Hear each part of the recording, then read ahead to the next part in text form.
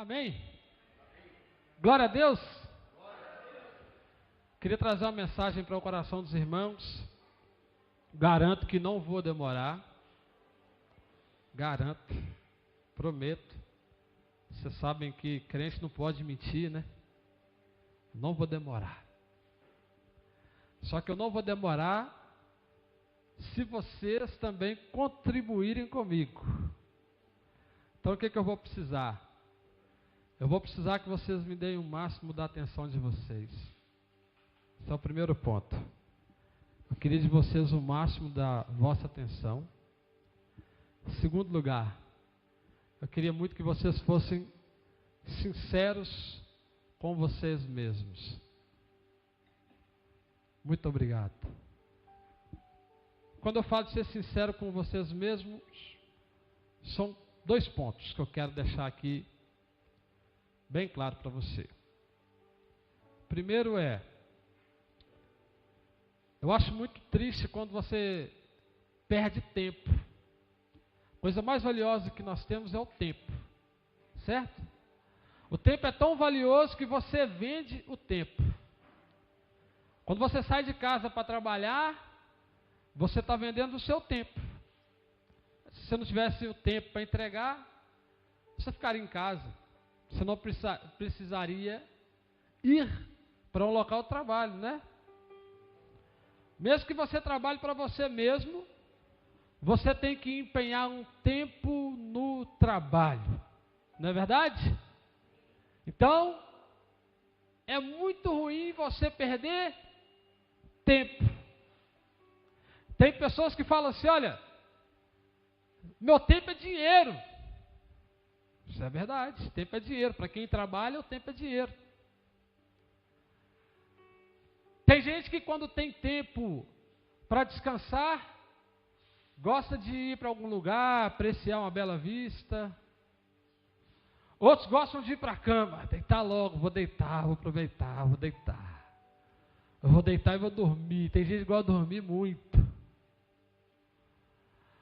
Outros já não gostam muito de dormir, já fica apavorado, quer fazer alguma coisa, quer mexer, quer controlar melhor o tempo, sendo produtivo, sendo útil. Não é verdade? Tem gente de toda maneira. Mas quem aqui gosta de ficar parado à toa? Só olhando para o tempo passar, sem nada. Exemplo, quem aqui gosta de ficar parado em uma fila esperando chegar no caixa?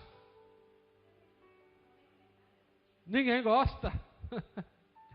Quem aqui gosta de ficar sentado no hospital esperando ser chamado para ser atendido?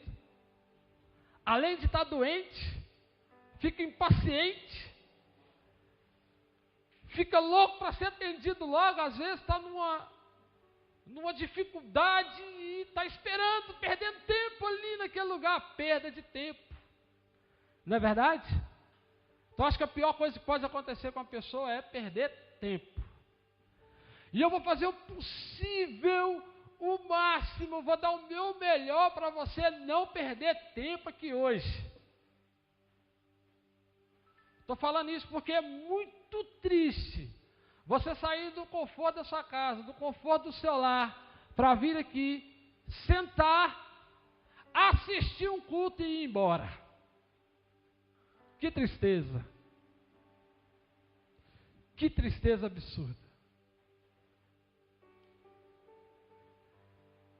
Você sai da sua casa,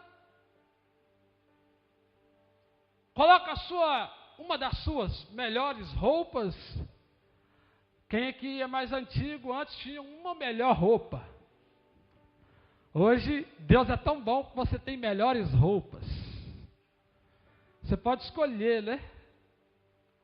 Você pode escolher a roupa que você vai vestir. Eita glória. Você perde tempo escolhendo a roupa, olha. Que bênção. Às vezes sai todas do guarda-roupa.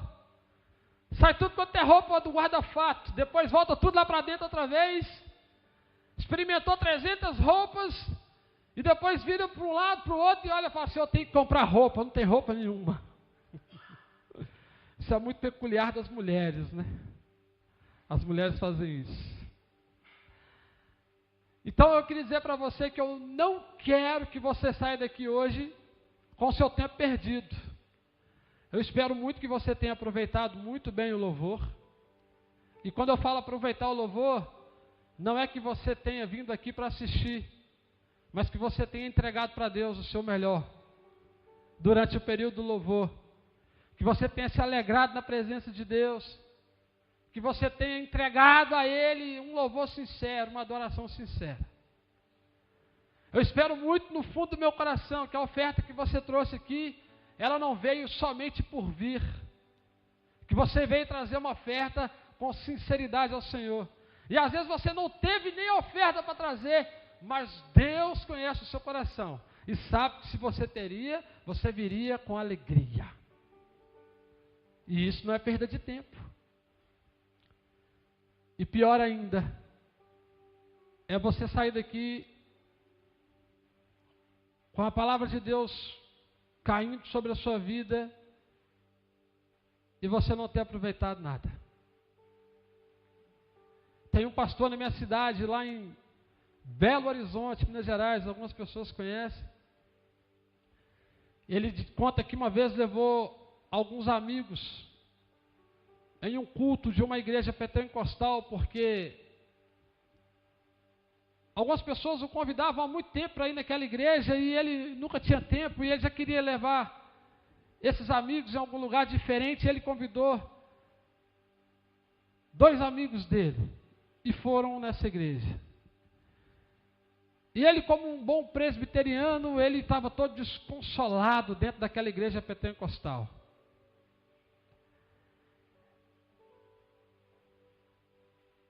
Era tudo muito diferente daquilo que ele estava acostumado. E ele por dentro, ele questionou e jogou para fora dele todas as críticas que ele tinha ali naquele culto, mas não expondo para ninguém nada daquilo. E aí depois ele saiu daquele culto, quando acabou, encontrou com os irmãos, os 2 amigos dele lá fora. E aí agora ele falou assim, eu vou perguntar para eles se eles viram a mesma coisa que eu. E aí então ele, cheio de empáfia e arrogância, disse assim para os amigos dele, e o culto? E aqueles homens começaram a dizer assim para ele, assim, pastor, que bênção, que culto abençoado. Ainda bem que o Senhor trouxe a gente aqui hoje, porque a palavra foi direcionada para a minha vida, tudo que eu precisava ouvir, Deus falou comigo, foi a bênção. E o outro disse assim, meu pastor, você não sabe o tanto que eu fui tocado no louvor, que bênção que aconteceu aqui dentro dessa igreja hoje. E esse pastor então ele vira-se para o lado e diz assim, Deus me perdoa, porque o Senhor derramou sua graça hoje aqui dentro desse lugar e eu não aproveitei nada daquilo que foi lançado ali pelas tuas mãos. Eu queria muito que você não perdesse tempo aqui hoje. Eu queria que você deixasse o seu julgamento de fora. Eu queria que você deixasse as suas convicções da porta para fora. E principalmente eu queria muito que você não atrapalhasse quem está aqui para poder receber a bênção do Senhor que vai cair nesse lugar através da palavra dele. É até um pouco antiético isso que eu vou falar aqui agora, mas eu vejo muitas pessoas às vezes no horário do culto, conversando, chamando o irmão para falar, olha, às vezes está lembrando do frango que comeu há 3 dias atrás. E vai lembrar e o irmão está concentrado, está ouvindo a palavra de Deus, Deus está derramando a bênção dele sobre a igreja, ele está chamando o outro para conversar, misericórdia. Lazarento miserável, para não te chamar de endemoniado.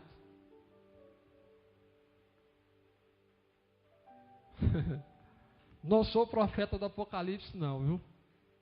Mas se você atrapalhar o irmão que hoje ouvir a palavra de Deus, seus dentes vão cair. Vai gastar um dinheirão com o dentista. Não deixe seu irmão perder o tempo dele. E não perca o seu. Então se alguém te procurar aí para conversar, fala assim, ó, não fala comigo agora. Depois do culto você fala. Tá bom? Tá bom? Pode ser? E depois? O Segundo ponto maravilhoso. Eu não queria nunca que você saísse daqui como a história desse pastor que eu contei. As pessoas vão sair daqui abençoadas e você indiferente para aquilo que Deus fez aqui neste lugar. Pastor, o senhor tem algo sobrenatural para falar para nós hoje? Eu tenho. É a palavra de Deus. Ela é viva por si só. Ela é eficaz por si só. Não sou eu que vou dar poder para ela. Não espere nada de mim. Mas se você espera algo de Deus essa noite, tenha certeza, Ele vai fazer na sua vida. Se você espera algo de Deus, Ele vai fazer acontecer. Não por mim, mas pela palavra. Amém? Glória a Deus. Então, por favor, abra sua Bíblia comigo, em nome de Jesus. Livro de 2 Reis, capítulo de número 22. 2 Reis, capítulo de número 22. Quem não tem Bíblia, senta perto de um crente. Brincadeira. Tem aqui para vocês lerem aqui. Você pode ler também no telemóvel, mas não está autorizado a usar o WhatsApp, nem Facebook, nem Instagram, não está autorizado agora. Só a Bíblia. Pode usar online, pode usar baixada no telemóvel, mas tem aqui também. E eu vou ler também. Amém? 2 Reis, capítulo 22, quem encontrou, diga amém.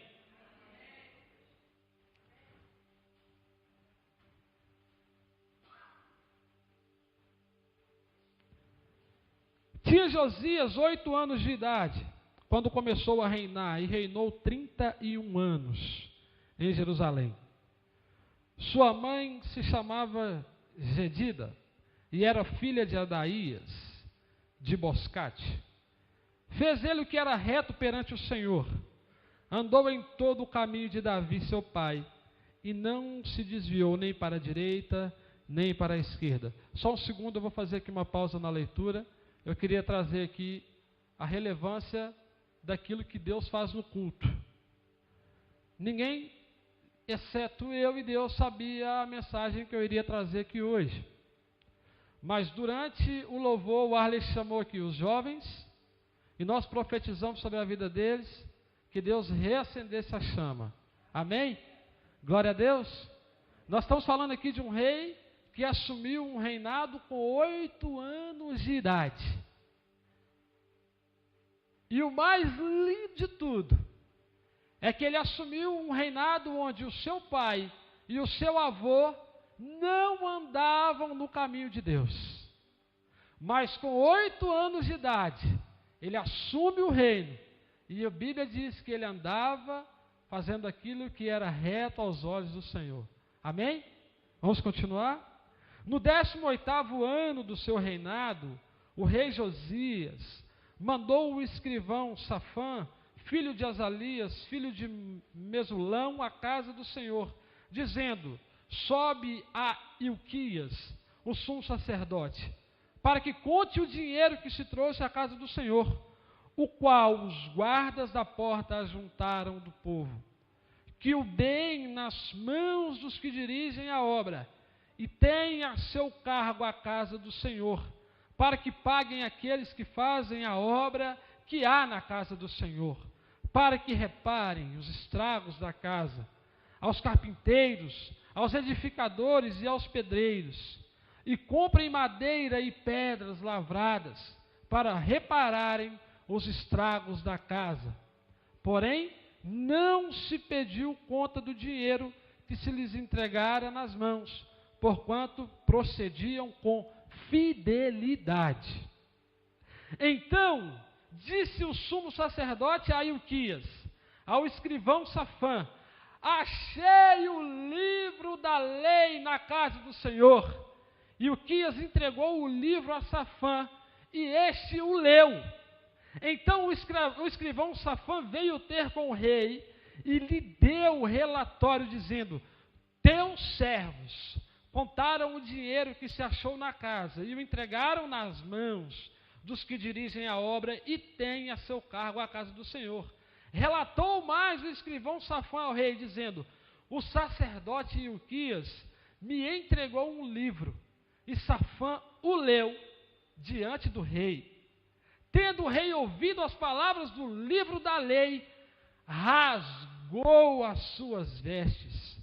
Ordenou o rei a Ilquias, o sacerdote, a Aicão, filho de Safã, a Acbor, filho de Micaías, a Safã, o escrivão, e a Asaías, servo do rei, dizendo: ide, consultai o Senhor por mim, pelo povo e por todo o Judá, acerca das palavras deste livro, que se achou, porque grande é o furor do Senhor, que se acendeu contra nós, porquanto nossos pais não deram ouvidos às palavras deste livro, para fazerem segundo tudo quanto de nós está escrito.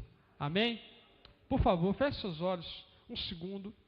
Deus, eu te louvo, te bendigo, te glorifico, te exalto neste lugar. Toda honra, toda glória, toda graça, Pai, seja dada a Ti. Nós não temos, Senhor, outro bem senão o Senhor. O Senhor é a nossa bandeira, o Senhor é o nosso escudo, Pai. O Senhor é tudo que temos, Senhor, Pai, é tudo que somos. Pai, a Tua presença é tudo que almejamos. Ó Deus, neste momento, assim como nas palavras que aqui foram escritas, quando encontraram o livro da lei contendo as palavras do Senhor, Pai, nós estamos neste lugar para ouvir a Tua palavra, para ouvir a Tua voz, Pai. Abre os nossos ouvidos espirituais nesse momento, Senhor. Ó Pai, se houver aqui alguma coisa que tenha interferência, ó Pai, da Tua palavra na vida de qualquer um aqui, Senhor, que seja anulado agora, seja desfeito, Pai, para que a Tua palavra venha a ser viva e eficaz, em nome de Jesus, amém? Glória a Deus. Está calor, né? Tomar uma água, senão a palavra falta, não vem. Irmãos, eu falei aqui, no começo das minhas palavras, que nós temos uma situação que eu falei que eu ia voltar nela, que é a questão de nós nos arrumarmos para vir no culto, né? Aí alguém fala assim, não, tem que vestir a melhor roupa. Antes era melhor, agora é uma das melhores, porque temos muitas. Eu fico observando, às vezes, a minha esposa em casa, quando os meus filhos vestem algumas roupas, ela diz assim: você vai sair desse jeito? Pode trocar essa roupa agora. Aí eu digo para ela assim: mas por que vai trocar roupa? Porque essa roupa é muito feia. Mas então por que ele tem essa roupa? Para que ela está aí então, né? Se é feia, então não tenha. Aí ela diz assim: não, mas é porque ela não é para essa ocasião. Ah, entendi, agora sim. Então muitas vezes a gente vai na igreja, a gente coloca uma. Se estiver no inverno, é muito bonito no inverno. A malta vem com as roupas elegantes, né, Patrícia? A Patrícia vem sempre elegante. As roupas caras, chique, né? Os irmãos vêm com uns sobretudo, umas roupas bonitas. Mas no calorzão que está agora, começando, não dá, né? Aí os ternos ficam em casa, a maioria, meu irmão, de vez em quando um blazerzinho por cima, mas mesmo assim vem no sacrifício. Porque o calor aperta, aí fica difícil, a gente quer colocar umas roupas mais... E é assim no cotidiano. Quando você vai entrar dentro de um consultório médico, você se veste de maneira adequada. Quando você vai entrar numa reunião, um negócio, você vai se vestir de maneira adequada. Se você tiver que entrar na frente de um juiz, você não pode vestir qualquer tipo de roupa, não é assim? No trabalho, você usa o fardamento do trabalho. E é muito específico. Você vê um médico e você identifica logo pela vestimenta. Você vê um policial, você identifica pela vestimenta. É muito comum você olhar para uma pessoa e identificar ela pelo tipo de roupa que ela está vestindo. Principalmente quando você olha para a pessoa para ver o caráter, entre aspas, aquilo que ela espelha, né? Alguns gostam do cabelo grande. Teve uma altura que eu estava com o cabelo grande aqui na igreja, quem lembra? Era bonito demais, não era? Tá, glória. E outros têm o cabelo curto. Ezequias brincou com o irmão ali por causa do bigode, o outro por causa da barba. Uns gostam de uma maneira, outros gostam de outra. E a roupa passa por isso. Tem gente que gosta de roupa larga. Anda com aquelas roupas, parecem uns balãozão assim grandão. Outros gostam de umas roupas mais apertadinhas. Tem uns irmãos que vestem umas roupas que parece que para vestir teve que pular de cima da mesa e a irmã segurou a calça embaixo para ele entrar na calça. Estava apertada. Tem gosto para lá, tem gosto para cá. Mas quando você olha para a pessoa e você vê a roupa, muitas vezes você identifica um padrão, ou um perfil, ou um gosto, ou um gênero, né? Tem uns irmãos aqui que já foram góticos, já andou de preto, black power, punk, roqueiro, já teve. Então os pagodeiros também, já andou de jeito. E quando você olha para a pessoa, você identifica, olha, vai ali um desse jeito, vai ali outro jeito. Você consegue identificar religiões através da vestimenta, não é verdade? Alguns têm hábitos de usar certo tipo de roupa, outros não. Mas a verdade é que todos vestem um tipo de roupa. Todos têm uma máscara de vestimenta, não é verdade? Sim ou não? Até a gente tem uma expressão forte quando a gente vai falar que a pessoa perdeu tudo. Perdeu tudo, não tem mais nada. E a gente fala assim, essa pessoa saiu daqui com uma mão na frente e a outra atrás. Ela só tinha a roupa do corpo. A pessoa sai de toda maneira, mas ela sempre vai sair com alguma coisa no corpo. Ela está sempre vestida com alguma coisa. E aí agora eu quero vir nesse texto, porque nós lemos aqui que uma criança de 8 anos entrou-se no trono de Deus, no trono do povo de Deus. Agora ela está guiando uma nação. 8 anos de idade, passa isso na sua cabeça? Com 8 anos de idade, a minha mãe ainda corria atrás de mim para tentar limpar o meu nariz. Nós estamos falando de uma criança de 8 anos que assumiu um trono de uma nação. E se vocês forem ler depois, eu não li para não ficar muito extenso. Essa criança, ela pegou um reinado de um avô e de um pai que não eram tementes a Deus. O seu avô e o seu pai, eles andaram errados na presença de Deus. Mas ele assume, e o texto diz que ele anda na presença de Deus. E na palavra que nós estamos lendo aqui, está relatando que ele começou a reformar o templo. Ele começou agora a ter zelo também pela casa de Deus. Ele começa, o coração dele talvez a arder por aquilo. E ele tem interesse naquilo. Ele tem interesse naquilo que é a verdade de Deus. E aí então eles encontram agora algo que estava perdido há muito tempo, que é o livro onde contém a palavra de Deus. E agora quando eles vêm e dizem para ele assim, olha, está tudo bem no templo, As coisas estão andando bem, já entregamos o dinheiro, não precisa nem contar. O texto diz que o povo era fiel. Não precisava nem contar o dinheiro da oferta.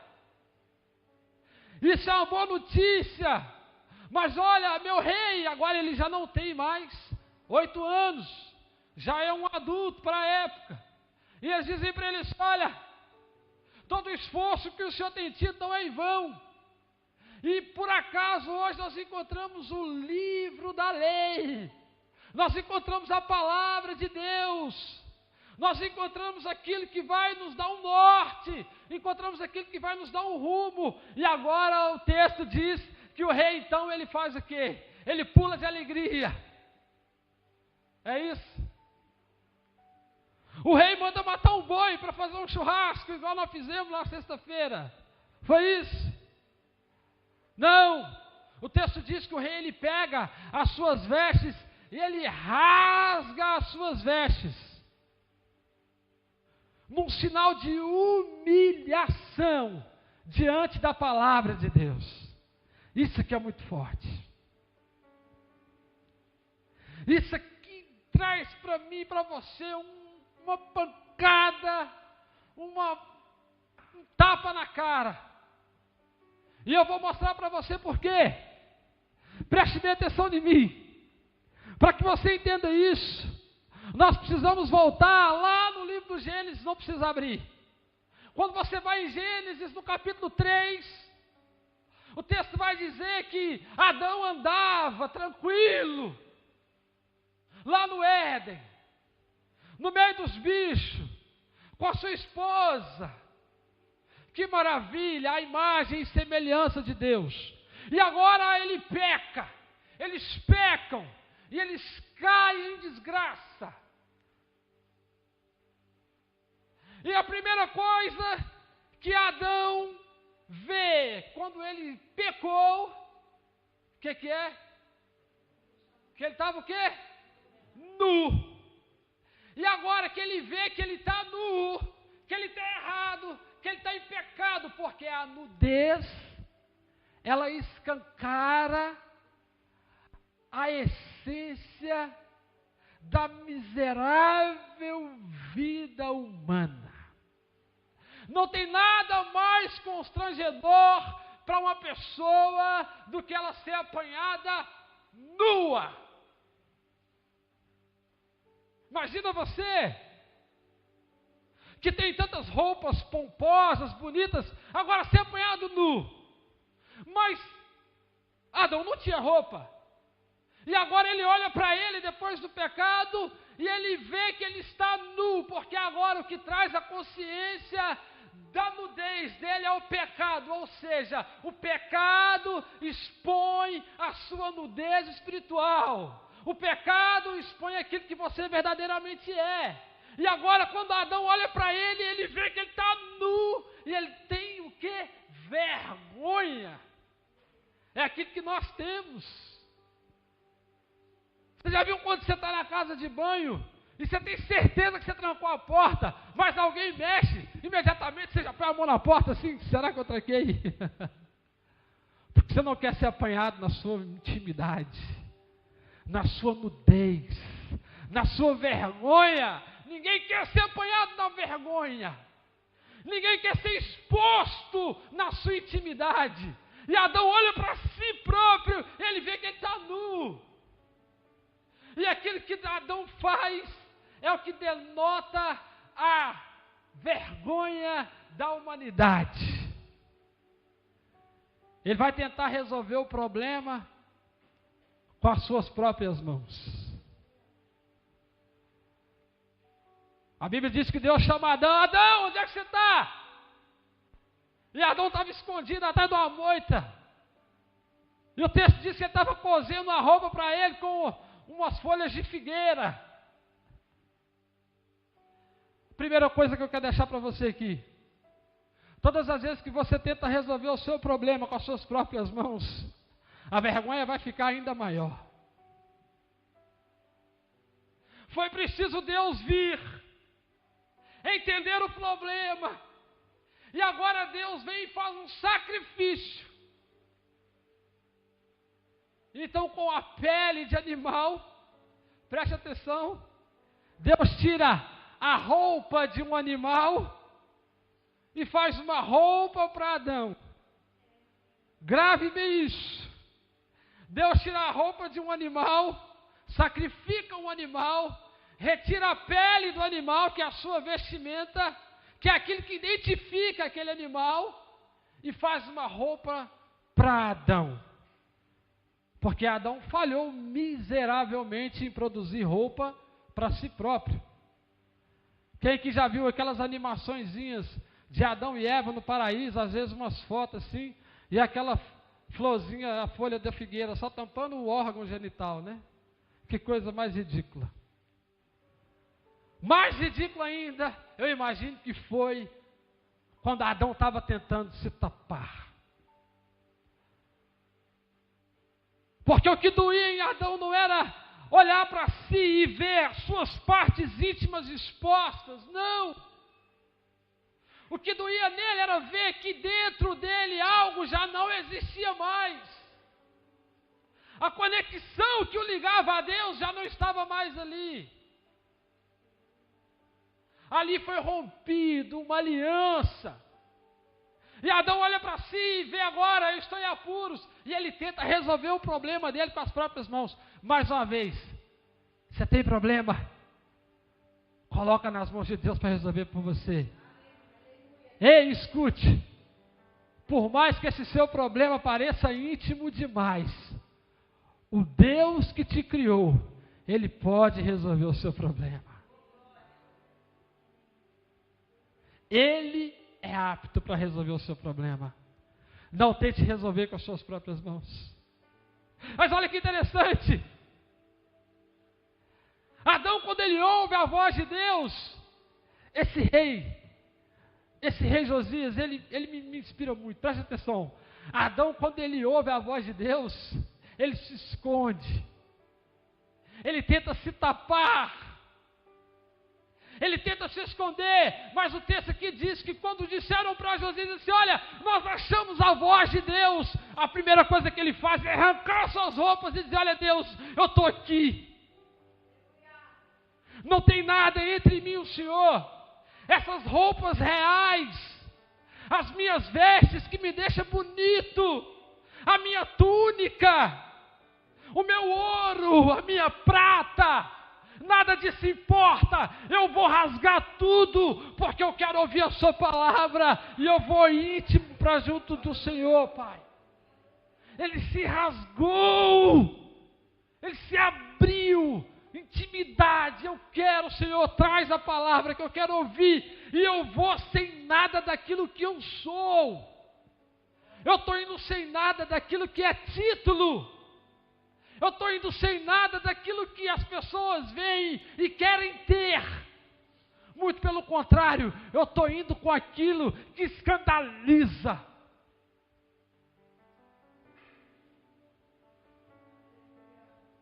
Isso me pega muito. Porque você não precisa estar com a roupa bonita para ouvir a palavra de Deus. Você não precisa ter uma casa bonita para ouvir. Você não precisa ter as melhores joias. Você não precisa de nada. A única coisa que Deus quer de você é que você se abra para Ele. Josias entendeu o que Adão não entendeu. Adão se escondeu. Josias se expôs. Adão se tapou. Josias se abriu. Não tem como você ter relacionamento com Deus, ouvir a palavra de Deus, ser invadido pela presença de Deus se você se esconde dele. Não tem como Deus chegar na sua vida e fazer uma mudança radical se a única coisa que você aproveita da sua vida são as coisas que você tem. Se a única coisa que você dá valor são as coisas que você pega, que você apalpa. Você não vai chegar a lugar nenhum com as melhores roupas. Você não vai chegar a lugar nenhum com o melhor carro, com a melhor casa. Mas você vai chegar ao lugar que você quiser, se você tiver respaldado pela palavra de Deus. Josias entendeu isso. Adão não. Está vendo a diferença? Você conseguiu captar a diferença? Isso fala muito para nós daquilo que nós somos. As roupas, elas não são só algo que nós usamos para tapar a nossa nudez, para esconder a miserabilidade que nós somos, mas elas são também algo que tira de nós a possibilidade de ser invadido pela presença de Deus. Quer que eu esmiúço? Amém? Não. Que isso? Quem é esse irmão para falar assim comigo? Eu sou pastor. Olha eu fazendo o uso da minha roupa. Não é a minha camiseta, a minha bermuda, o meu short, a minha calça, não. É a minha roupa de pastor. Não, peraí, por que você está falando assim comigo? Eu sou pastor.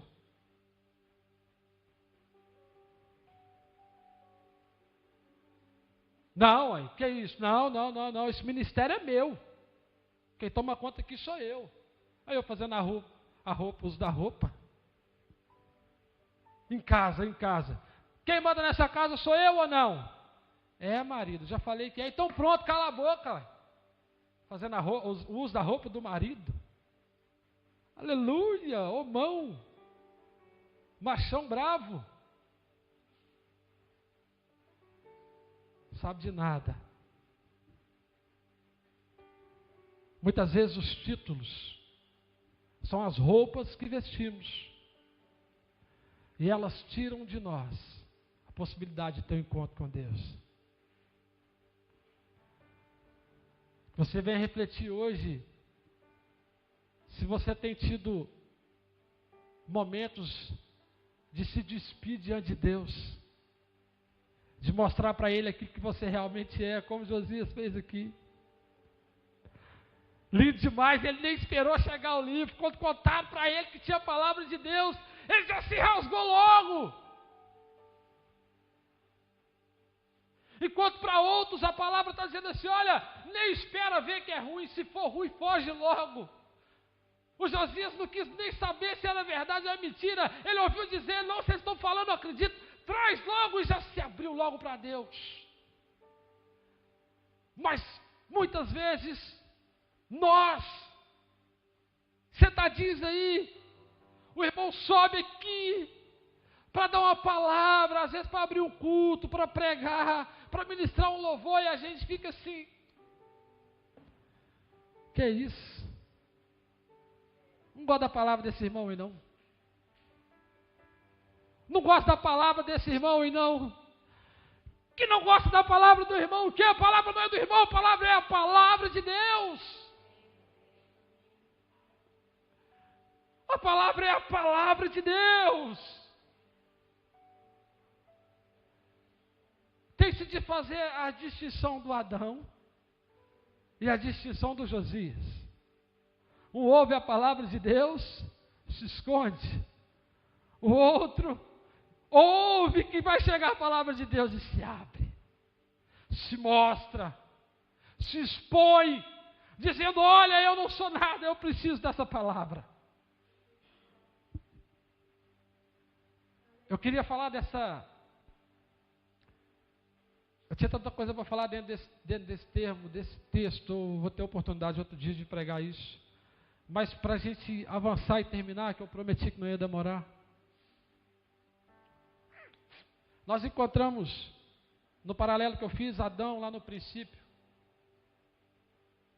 Mostrando que a intimidade dele era fraca demais para ser exposta. Nós encontramos Josias dizendo assim, eu sou fraco demais para aguentar sem a palavra de Deus. Eu preciso dela. E a Bíblia vem trazer em Mateus 27, os soldados tirando de Jesus as suas vestes, levando ele para a cruz, furando ele com uma lança, expondo a sua intimidade, expondo a sua morte, para salvar você. Olha isso. As roupas de Jesus foram rasgadas por você. A intimidade dele foi exposta por você. Jesus entregou a vida dele por você. E você fica fechado no seu mundo, recluso, escondido, porque você não quer expor as suas mazelas para Deus.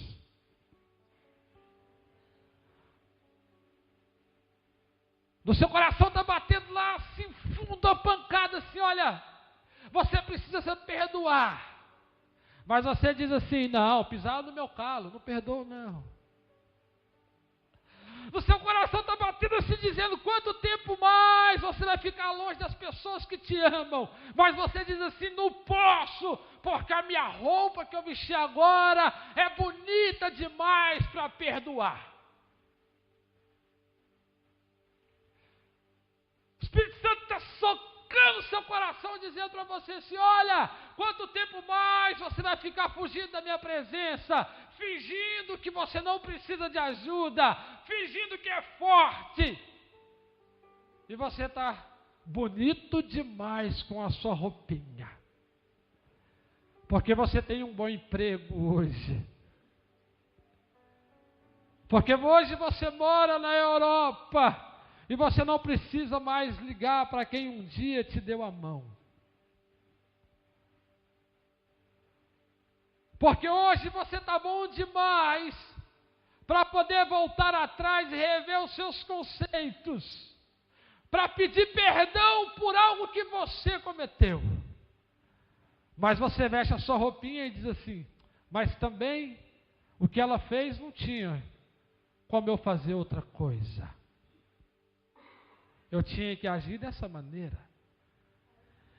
E o coitado do Jesus, que foi para a cruz por você, mas de coitado não tinha nada, porque ele sabia o que ele estava fazendo, e era um plano que nunca ia falhar. E ele foi, eles rasgaram as vestes dele, e rasgaram ele ao meio, e ele morreu por você, para você usar a sua roupinha da arrogância.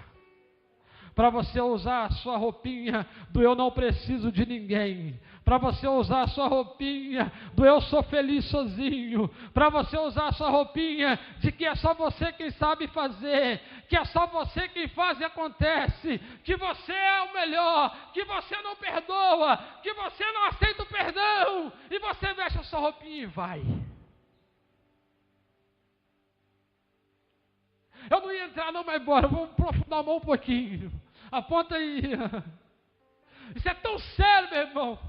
É tão sério que Jesus, quando ele morre na cruz do Calvário, ali a roupa dele foi rasgada, ele foi rasgado. Em Mateus 27 fala que o véu do templo rasgou. Isso é Deus falando assim, olha, eu também vou me abrir, para que vocês venham ver a minha intimidade exposta no Santo dos Santos. Hoje vocês não precisam de profeta, não precisam de sacerdote. Vem diante de mim, eu estou aqui, estou exposto. O próprio Deus se abriu. O próprio Deus se abriu, mas nós estamos vestidos das nossas convicções, dos nossos termos, dos nossos planos, das nossas metas, dos nossos interesses,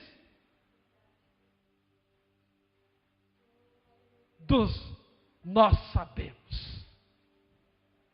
Eu é que sei o que eu sofri. Eu é que sei o que eu passei. Eu é que sei o quão sofrido foi. E veste a roupinha da arrogância. O Josias se abriu. Jesus se abriu. O próprio Deus se abriu para você. E não pediu nada em troca. Eu quero orar por você. Queria que você se colocasse de pé.